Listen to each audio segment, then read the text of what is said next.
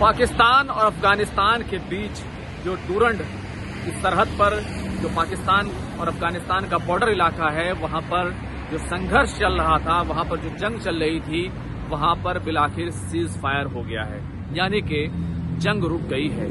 लेकिन ये जंग का रुकना जो पूरी घटनाक्रम है, ये बिल्कुल इतना सीधा नहीं है जितना दिखाई दे रहा है।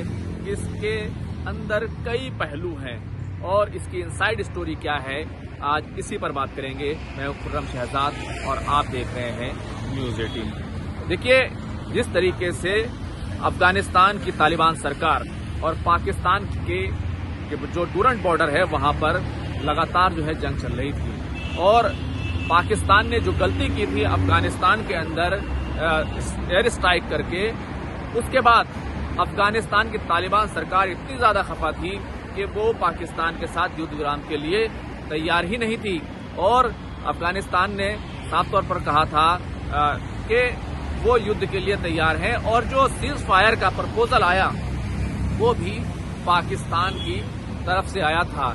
ये तो इसका एक पहलू है, लेकिन इससे भी बड़ा पहलू और इसकी जो इनसाइड स्टोरी है उसमें चीन की एंट्री है और चीन की एंट्री के साथ साथ इसमें अमेरिका की फजीहत है, क्योंकि अमेरिका जो अफगानिस्तान से अपना एयरबेस मांग रहा था, जो वहां पर एयरबेस मांग रहा था, जिसको तालिबान सरकार ने मना कर दिया था, तो अमेरिका की फजीहत वहीं से चली आ रही थी। और उसके बाद जो आसपास के पड़ोसी देश हैं, चाइना से लेकर भारत तक, सभी देश जो है इस बात के खिलाफ थे कि अमेरिका अफगानिस्तान के अंदर एयरबेस बनाए।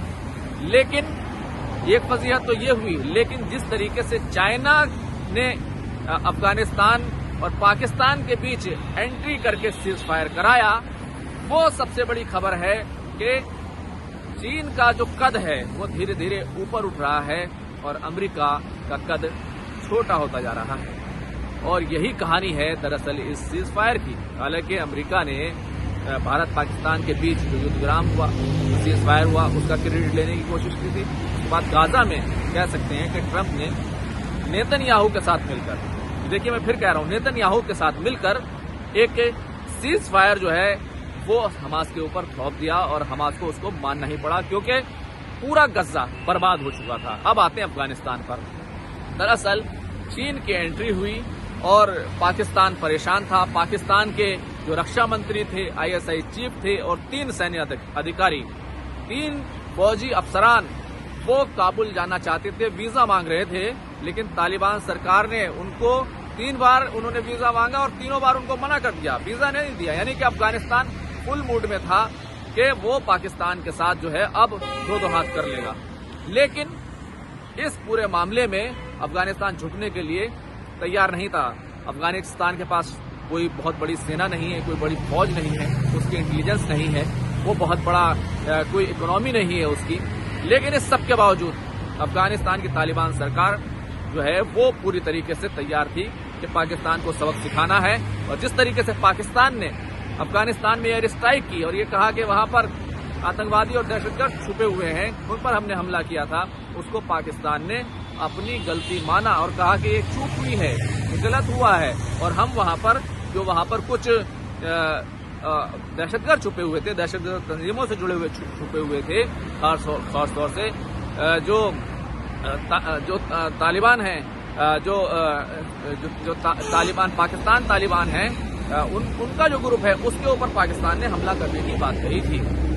लेकिन चीन की एंट्री होती है और जब ये बात नहीं बनती, अफगानिस्तान पाकिस्तान के बीच बात नहीं बनती, तालिबान पाकिस्तान के साथ जो है बात करने के लिए तैयार नहीं होते, तो चीन के राजदूत झाओ जिंग वो एक मीटिंग करते हैं अफगानिस्तान के विदेश मंत्री नईम वरदाक के साथ। नईम वरदाक के साथ मीटिंग करते हैं और उनको युद्ध विराम के लिए, सीज फायर के लिए तैयार करते हैं और उसके बाद कहीं ना कहीं ये जो है सीज फायर होता है। तो कुल मिलाकर पाकिस्तान जो है को पाकिस्तान अमेरिका का चैनल इस्तेमाल कर सकता था, लेकिन तालिबान अमेरिका की बात नहीं सुनते हैं, तो इसलिए चाइना का चैनल जो है उसने इस्तेमाल किया और चाइनीज जो उप विदेश मंत्री हैं तालिबान के, उनके साथ नईम वरदाक के साथ झाओ जिंग की एक मुलाकात होती है और चीनी राजदूत के साथ इस मुलाकात के बाद जो है ये सीज फायर जो है वो सामने आता है। और डूरंड सरहद पर पाकिस्तान के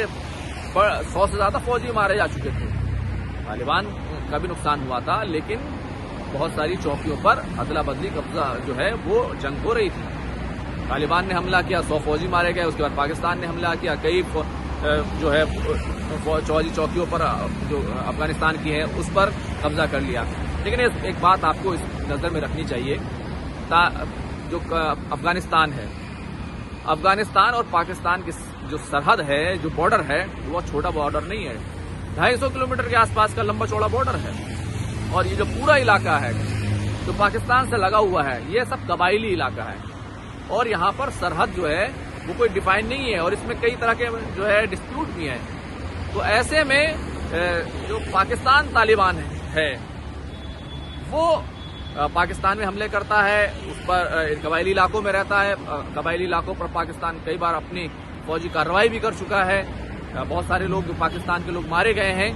और इस बात पर काफी ज्यादा पाकिस्तान के में जो है जो पाकिस्तानी सरकार है उसकी आलोचना होती रही है कि वो अपने ही लोगों पर फौज की कार्रवाई उसको करनी पड़ती है। लेकिन पाकिस्तान क्या करे। लेकिन कुल मिलाकर इस पूरे मामले में देखें, पहली फजीहत पाकिस्तान की कि पाकिस्तान ने खुद सीज फायर के लिए उसको कहना पड़ा। जो तालिबान सरकार है उसने उनको वीजा नहीं दिया। जो उनके डिफेंस मिनिस्टर थे या एसआई चीफ थे और 3 बड़े फौजी ऑफिसर्स थे, आर्मी ऑफिसर्स थे, वो काबुल जाकर तालिबान सरकार के साथ बातचीत करना चाहते थे, लेकिन उनको वीजा नहीं दिया। नहीं कि बातचीत से तालिबान ने इनकार कर दिया था। ऐसे में दूसरी फजीहत जो है वो अमेरिका की हुई। अमेरिका जो पहले खुर्द एयरबेस मांग रहा था, वो एयरबेस तालिबान ने देने से इनकार कर दिया था, मना कर दिया था। अब इस पूरे मामले में भी अमेरिका की कोई भूमिका नहीं रही। जो दुनिया भर में अमेरिका अपने आप को सबसे बड़ा सुपर पावर और डिप्लोमेटिक और इंसानियत का, ह्यूमन राइट्स का आका कहता है, उसकी इसमें कोई भूमिका नहीं रही। और चीन ने इस पूरे मामले में बड़ी भूमिका, बड़ा किरदार अदा किया और ये रोल अदा करते हुए उसने सीज फायर कराया। चीन को आप नजरअंदाज नहीं कर सकते। चीन जो है अफगानिस्तान के अंदर काफी डेवलपमेंट का काम कर रहा है। वहां पर उसके सी रूट भी उसने बनाया है, जो पाकिस्तान से जो है सेंट्रल एशिया को जोड़ने के लिए एक सी रूट हुआ करता था, उस पर काम कर रहा है। इसके साथ साथ अगर आपको याद हो तो सऊदी अरब, ईरान और दुबई की दोस्ती जो है कराने में भी चीन सामने आया था। तो कुल मिलाकर जो अमेरिका का कद है वो घट रहा है। ये घटना जो है तालिबान और पाकिस्तान के भी सीज फायर की घटना नहीं है। ये चीनी कूटनीति, चीनी डिप्लोमेसी के बढ़ते कद का भी एक तरीके का मुजाहरा है। उसका एक जलवा है, उसका एक प्रदर्शन है कि चीन की डिप्लोमेसी, चीन का कद दुनिया में किस तरीके से बढ़ रहा है। अब ट्रंप दुनिया भर में सब पर टैरिफ लगाते रहे हैं, भारत पर टैरिफ लगाते हैं, चीन पर लगा दें, बांग्लादेश पर, सारे देशों पर लगा दें, लेकिन अमेरिका ये सब करने के बावजूद भी उसका कद जो है वो कम हुआ है। हालांकि अमेरिका एक सुपर पावर है, लेकिन फजीहत जो है इसमें अमेरिका की हुई है, पाकिस्तान की हुई है। और इसमें कद जो बढ़ा है वो तालिबान का बढ़ा है, वो चाइना का बढ़ा है। कि इस पूरे मामले में चाइना के जो विदेश मंत्री, जो राजदूत हैं, उन्होंने तालिबान के उप विदेश मंत्री से बातचीत करके इस पूरे मसले को हल करवाया। और ये जो जंग चल रही थी, बहरहाल इसमें सीज फायर हो गया है।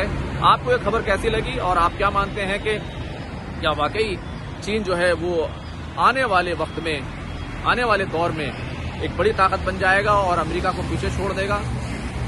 चीन ने कहीं ना कहीं आप देख सकते हैं कि चीन ने इस बात को तो साबित किया है कि वो दुनिया भर को जो कहना चाहिए बरामदात, एक्सपोर्ट जो है वो चीन का जो है बहुत ज्यादा है, सभी के लिए वो चीजें बनाता है।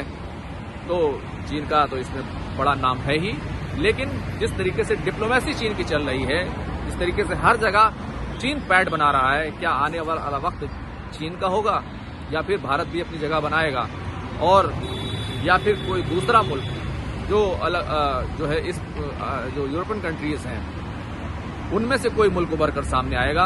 आखिर आने वाला दौर किसका होगा? और इस पूरे मामले में आप को आप कैसे देखते हैं कि अफगानिस्तान पाकिस्तान के बीच जो वॉर हो गई उसको आप कैसे देखते हैं? ये होनी चाहिए थी, इसमें गलती किसकी है? और तालिबान जो भारत के साथ रिश्ते सुधारने की कोशिश में लगा हुआ है, उसकी जब विदेश मंत्री आमिर खान मुत्तकी दिल्ली आए थे, उन्होंने साफ तौर पर कहा था हम बातचीत तो करना जानते हैं, लेकिन अगर हमारे साथ कोई बातचीत करना नहीं चाहता, हमारे पास दूसरे रास्ते हैं। ये जो तालिबान के पास दूसरे रास्ते हैं, ये दूसरे रास्ते क्या है, इस पर अपनी राय जरूर दीजिएगा। खुर्रम शहजाद, न्यूज़ 18 के लिए।